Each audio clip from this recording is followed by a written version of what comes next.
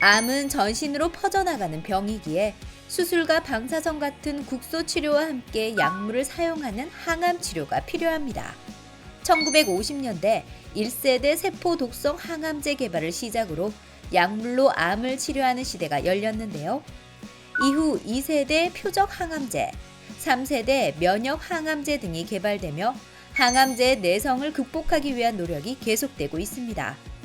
암 진단 후 환자들이 느끼는 막연한 불안과 부작용, 이를 도와주는 다양한 치료 방법 등 항암 치료에 대한 다양한 궁금증을 혈액종양내과 전문의 이경희 교수와 함께 풀어봅니다.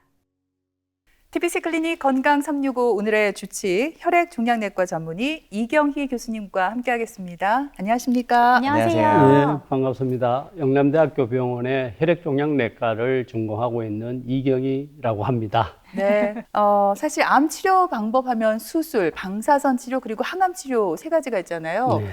암 환자의 절반가량이 지금 항암 치료를 받고 있는데 항암 치료하면은 구체적으로 어떤 방법을 얘기하는 건가요? 예.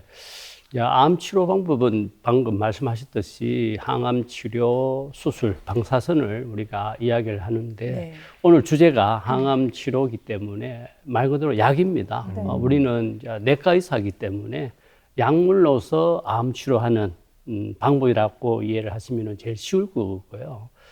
알다시피 항암제도 계속 개발되고 또 새로운 약제들이 나옴으로 해서 많은 환자들한테 치료 효과 또 생존율을 높이는 좋은 치료의 하나의 방법이다라고 생각하시면 될 것 같습니다. 네, 사실 온몸으로 암이 퍼지는 걸 막기 위해서는 이런 항암 치료를 잘 받아야 되잖아요. 맞아요. 근데 저는 너무 궁금해요, 교수님.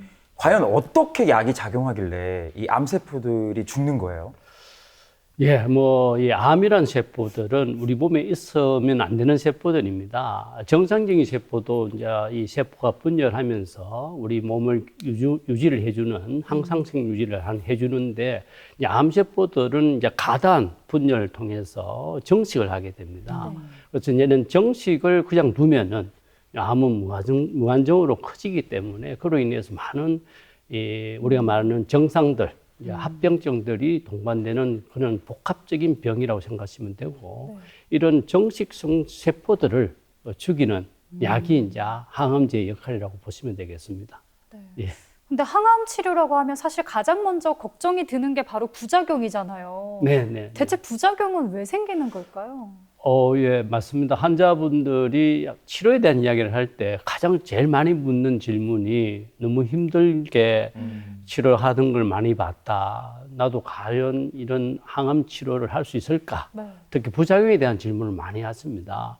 아까 제가 그 전에 설명했듯이 이 암세포들은 정식을 하기 때문에 이 정식하는 세포들을 주로 공격하는 약이 항암제입니다. 네. 그렇지만 우리 몸에는 정식하는 세포가 암세포만 있는 게 아니고 그렇죠. 정상적인 세포들도 있거든요. 그래서 우리가 이 입안에 이 점막 세포라든지 우리가 제일 쉬운 게 머리카락 아닙니까? 네. 머리카락은 자르면 또 성장을 하듯이 이제 세포의 정식에 의해서 생긴 거라서 이 정식을 잘하는 정상적인 세포에도 이 암세포들뿐만 아니라 정식 세포들을 공격하기 때문에 그로 인해서 이제 부작용이 나타나는 겁니다. 부작용 그 내용들은 다양하지만 대표적으로 이제 이런 소화기 계통의 부작용과 혈액적 부작용 크게 두 구분을 할 수가 있는데 소화기 계통의 이제 부작용이 이제 우리가 입이 헐고 구역 구토가 심하고 구멍에서 탈수 또 탈모 이런 정도가 제일 많고요. 혈액학적 독성은 이 정식이 잘 빠른 혈구 세포들, 백혈구라든지 빈혈 세포, 빈혈을 유발시키는 이런 적혈구 세포에 또 혈소판 이런 이 정식 세포 중에 혈액 세포들을 공격하기 때문에 부작용이 많이 생긴다고 이해를 하시면 되겠습니다. 네. 근데 우리가 지금 항암제에 대해서 알아보고 있잖아요. 예. 궁금한 게 이게 종류가 또 1, 2, 3세대로 나눠져 있고 요즘에는 면역을 이용한 항암제도 있고 표적 치료제도 있잖아요. 여기에 네네. 대한 설명을 조금 해주실까요? 예. 모든 게 이제 자꾸 새로운 게 개발되는 목적은 더 나은 치료를 위해서 만들어지는 과정이라고 보시면 되고 항암제도 마찬가지로 제일 처음에 이제 이 개발되고 사용됐던 거를 제1세대 항암제라고 이야기를 합니다. 1세대 항암제는 이제 세포 독성 항암 물질로서 이 항암제가 이제 투여해서 부작용이 굉장히 많겠죠. 아까 부작용편에 이야기 말씀드렸듯이 1세대 항암제는 좋긴 좋은데 부작용이 상당히 많더라. 네. 그렇지만은 약제는 항상 이제 이 오래 쓰다 보면은 내성이 생깁니다. 내성이 생기면 이제 암세포를 못 죽이겠죠. 그래서 생긴 게 2세대 항암제, 3세대 항암제가 이제 개발됐는데 2세대 항암제는 1세대보다는 부작용이 적은 장점이 있고 또 효과가 상대적으로 상당히 높습니다. 네. 그 이유는 이 암세포마다 고유 특징적인 어떤 유전자 변형을 갖고 있기 때문에 이런 유전자 변형을 갖고 있는 환자군에 이 그것만 표적으로 해서 치료를 한다면은 효과도 높이고 부작용도 상당히 적겠죠. 네. 그래서 이제 2세대 항암제가 개발된 건데 그걸 우리가 표적 치료제라고 합니다. 네. 표적 치료제. 그렇지만 이것도 마찬가지로 이 내성이 발생이 되기 때문에 이제 3세대 항암제, 우리 저 사회자분께서 말씀하셨듯이 면역 감문 억제제라고 우리가 정확하게 표현하자면 그런데 우리 일반적으로는 면역 항암제로 이야기합니다. 그래서 내가 갖고 있는 면역 세포들을 방해하는 부분을 없애주고 이 면역 세포들의 활성을 높여서 내 면역이 우리 것이 아닌 암세포를 공격하는 것이 면역 감문 억제제가 되겠습니다. 예. 네. 네. 오늘 우리 교수님의 설명에 제가 너무 이제 지금 이해가 잘 돼가지고 그러니까요. 교수님이라고 제가 얘기를 했어요. 너무 놀라요. 왜냐하면 거의 뭐 멘트 부작용이 없습니다. 다 바로 제가 이해가 돼가지고 네. 쉽게 좀 질문을 드릴 수 있을 것 같아요. 네. 사실 앞에서 말씀하신 대로 혹시나 수술 후에도 암이 있을까봐 항암 치료를 이제 받는 거잖아요. 그러면 현장에서는 이 항암 치료가 또 어떤 방식으로 이용이 되는 거예요? 예, 우리가 보통 이제 특히 아까 첫 번째 치료의 이 목적은 이제 제거입니다, 그죠? 암을 제거하고 난 뒤에 혹시나 우리가 보통 수술은 잘 됐는데 재발됐더라 이런 이야기를 많이 듣습니다. 이제 그런 환자군을 우리가 선별해서 이제 재발이 잘할 수 있는 병변들 중심으로 해서 이제 추가 치료하는 것이 이제 보조 항암 치료라고 합니다. 수술 후 항암 치료라고 이야기하죠. 그런 치료의 목적은 말 그대로 재발률을 줄이는 목적으로 치료하는 목적이 되겠습니다. 예. 그래서 항암 치료는 이런 목적도 있지만은 너무 암이 클 때, 너무 클 때는 한목이 못 제거를 하니까 사전에 또 항암 치료를 해서 줄여서 또 효과적인 완치적인 수술을 할 수 있는 그런 목적도 우리가 치료 목적이 되겠습니다. 또 환자들이 항암 치료를 받을 때 한 번으로 끝나는 게 아니잖아요. 뭐 1차, 2차 여러 번 받는다고 들었는데 그 차수별로 치료에 어떤 차이점이 있습니까? 예, 우리 보통 항암 치료를 해보면은 뭐 반응이 좋아서 이 암세포가 완전히 제거되면은 우리가 거기서 끝나는 치료가 되는데 제가 서두에서 말씀드렸지 암 치료를 하다 보면은 항암제에 대한 내성이 발생이 돼요. 내성이 획득이 되면 암세포는 안 죽습니다. 안 죽고 다시 분열하기 때문에 그냥 두면은 또 팽창을 하는 그런 현상이 생깁니다. 그래서 1차에 실패했던 약들은 이제 사용을 안 하겠죠. 하면 이제 2차 약물을 선택해서 이 항암제, 이 암세포가 노출되지 않은 항암제를 다시 재차 투여하는 것을 우리가 2차 라인이라고 합니다. 그래서 이런 2차, 3차 라인을 계속 쓰면서 좀 더 암세포들을 죽이는 목적이 되기 때문에 보통 1차, 2차, 3차라는 용어를 쓰게 됩니다. 예. 근데 항암 치료 받을 때 보면 환자가 계속 치료받는 게 아니라 네. 3주 혹은 4주 정도의 텀이 있더라고요. 혹시 뭐 쉬어가는 타임입니까?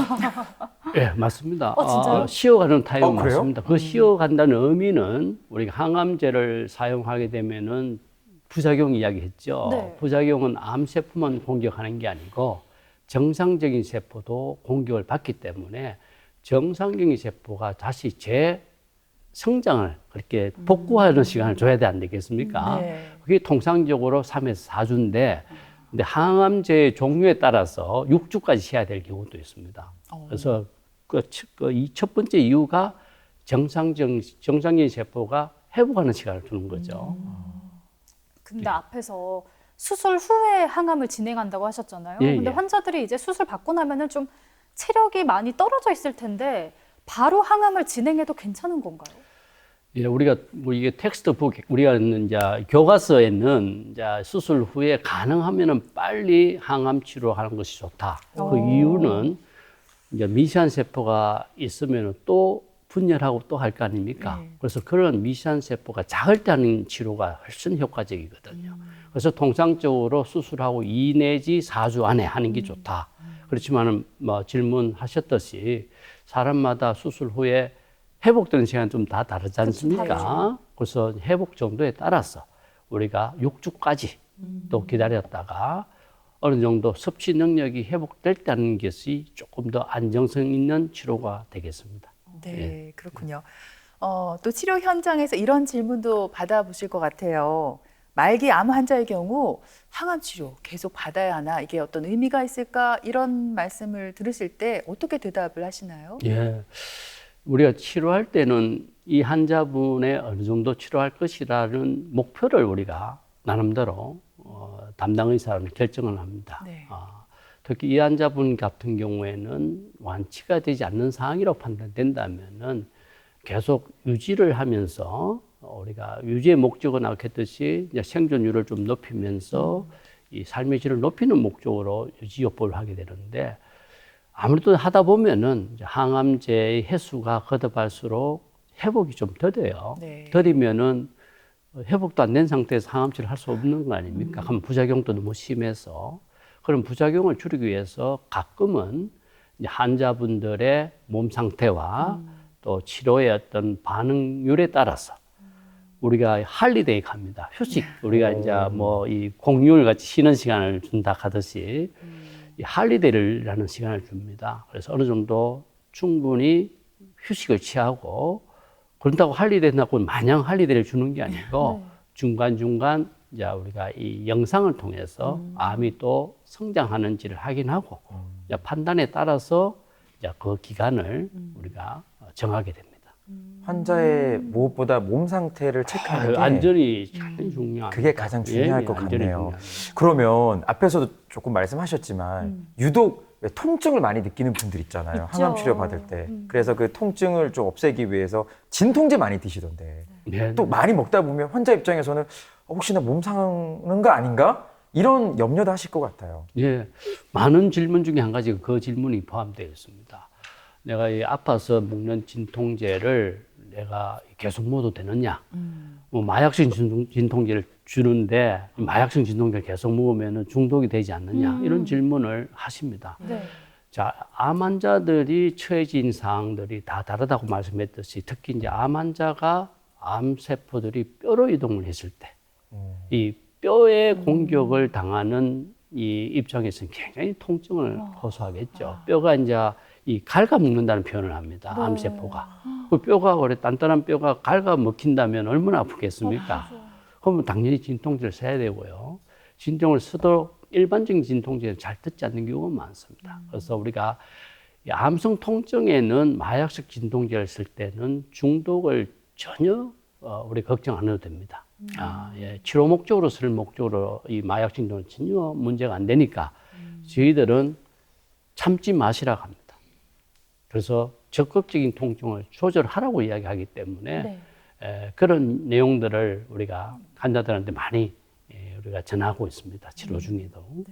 그리고 이 항암제 주사를 혈관을 통해서 맞잖아요. 네네. 그러다 보면 혈관이 좀 약하거나 안 좋은 분들은 터지고 멍들기도 하고 고통이 심할 것 같은데 이때 좀 이용할 수 있는 도구나 보조적인 예. 치료 방법이 있을까요? 예, 특히 이제 항암 치료를 오래 특히 이제 혈관으로 우리 약을 투여할 경우에는 이제 가끔 환자를 보면은 이 혈관 이제 암 그 약이 들어가는 그 혈관에 보면 새까맣게 예, 우리가 이제 라인을 볼 수가 있어요. 그만큼 이제 항암제가 독하다는 이야기인데 네. 자, 그런 이제 약을 계속 쓰다 보면은 혈관이 굉장히 약해지고 또 사용을 할 수 없는 혈관이 많이 생깁니다. 예. 그렇다면 우리가 약을 줘야 되는데 일단 혈관을 확보해야 되지 않습니까? 예. 그래서 그런 목적으로 우리가 이 케모포트라고 이 가슴 상쪽 상박에 이 피부 밑으로 이제 단추 같은 구멍 크기의 이 포트를 심습니다. 우리 심는다는 용어를 쓰고 이 포트는 이제 큰 혈관하고 연결시키겠죠. 그래서 이제 피부 밑으로 들어가기 때문에 그 포트를 심더라도 뭐 샤워나 일반적인 행위는 다 할 수 있는지 조금 볼록 올라온 부분 외에는 크게 문제가 없고 또 포트를 못 심는 환자들은 PICC라고 해서 큰 혈관을 이 팔이나 이런 데서 쉽게 잡는 방법도 있습니다. 그래서 그런 분들이 많기 때문에 사회자분께서 질문했듯이 그 대처하는 방법도 많이 개발되어 있습니다. 근데 또 이렇게 여러 가지 부작용 중에서 또 감염을 또 유독 조심해라 이런 이야기가 있던데 이거는 왜 그런 거예요? 저희들이 항암 치료 받는 분한테 가장 강조하는 것 중에 한 가지입니다. 네.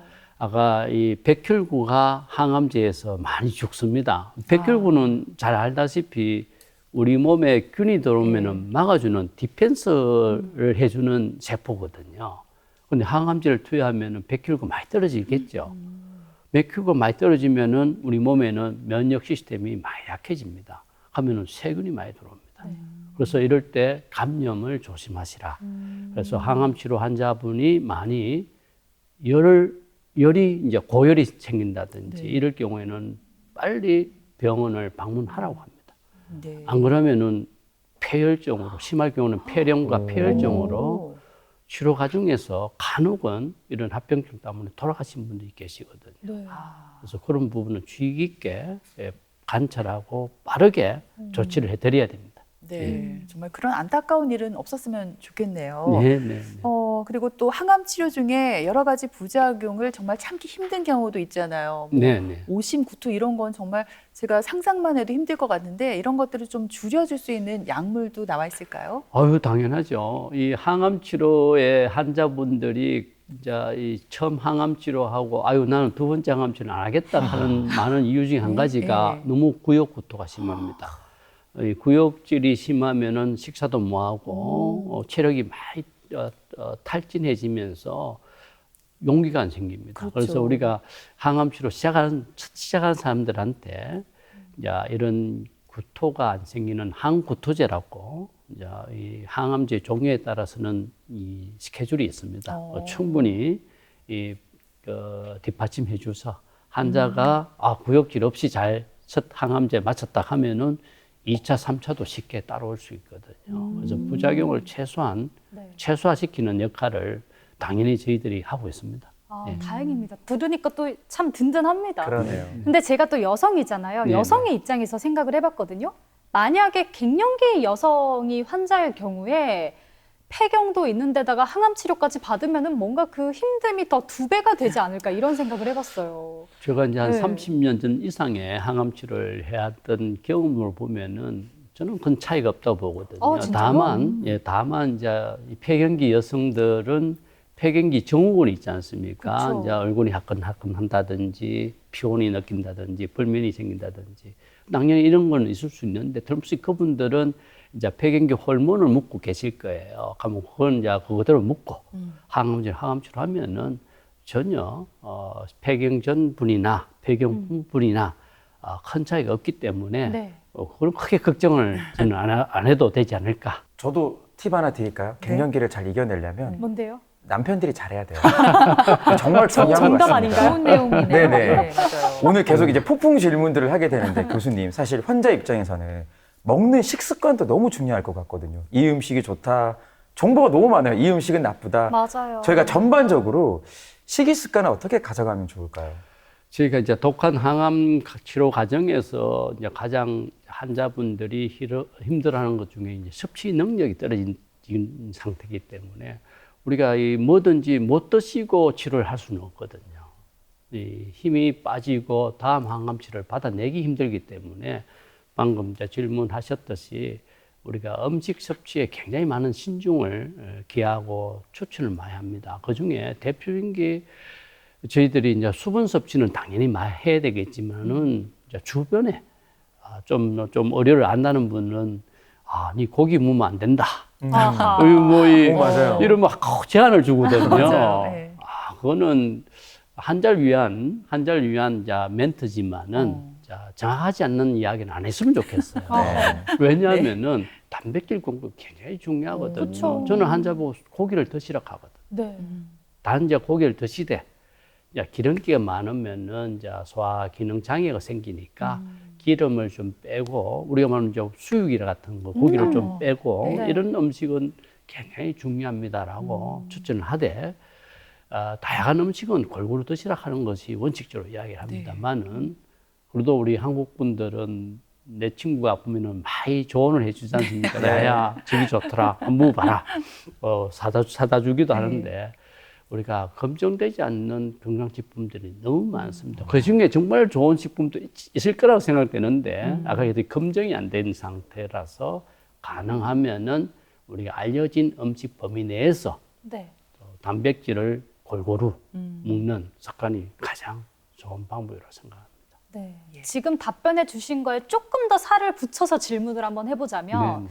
그러면은 항암 치료 받는 중에 왜 건강 기능 식품도 많이들 또 챙겨 드시잖아요. 이거 먹는 거에 대해서는 어떻게 생각하세요? 예, 아까 이제 주변에 누가 이게 좋더라. 네. 그 대표적인 이 것들이 이제 건강식품들 아니겠습니까? 네. 뭐 홍삼도 있을 수도 있고, 뭐 어떤 상황버섯, 뭐 차가버섯 등은 굉장히 많습니다. 저는 그 참 좋은 음식들이라고 생각하는데 알다시피 항암제는 굉장히 독성이 많은 약물입니다.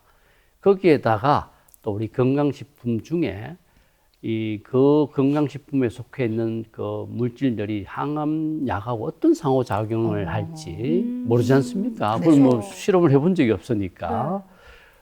각각 하나하나 보면은 의미 있는 건강식품이지만은 내 몸에 들어와서 이 항암제하고 반응했을 때 부작용을 유발시킬 수 있을 거고 또 항암제 효과를 상쇄시킬 수도 있던 그런 위험 부담이 좀 있을 수가 있습니다. 그래서 가능하면은 항암 치료 운동에서는 건강식품은 사온 사람 보관해놨다가 항암 치료 다 끝나면은 네. 드시라고 이야기합니다. 예. 그 아까우니까 버리지 말고, 버리지 말고. 나중에 항암 치료 가족이 끝나고 드셔도 돼요. 그쵸, 그쵸. 가족이 드셔도 돼요. 나눠 먹으면 좋겠네요. 네. 예, 사실 그 암을 진단받고 또 항암 치료를 받는 과정에서 환자와 또 가족들 몸과 마음 고생이 이만저만이 아니잖아요. 교수님, 암 치료에 있어서 가족과 또 본인이 알아둬야 할 내용이 있다면 어떤 것들이 있는지 좀 정리를 해주시죠. 예, 맞습니다. 아까 갱년기 때 남편이 잘해야 된다 하듯이 이 암 치료할 때는 가족의 힘들이 굉장히 중요합니다. 이 암 환자는 외롭습니다. 네. 외롭고 나로 인해서 우리 집안의 어떤 여러 가지 분위기가 달라지면서 이 여러 가지 어떤 변화들이 또 오기 때문에 오히려 환자분들이 굉장히 불안해합니다. 근데 과거에는 암 진단을 받게 되면은 사는 분이 굉장히 좀 드물었죠. 그래서 지금까지도 암은 뭐 암 걸리면 나 죽는다. 이런 등식이 성립된다고 생각하는데 그렇지 않습니다. 지금 시대가 얼마나 많은 치료에 개발이 돼 있고 좋은 약이 나와 있습니까? 그래서 암 진단을 받을 때는 내가 암은 죽는 병이 아니다는 것을 먼저 이 가족들이 내 가족한테 설명을 해줄 필요는 있을 겁니다. 그리고 두 번째로는 아까 얘기했듯이 너무 많은 황당하죠. 당황스럽고 내가 어떻게 해야 될까.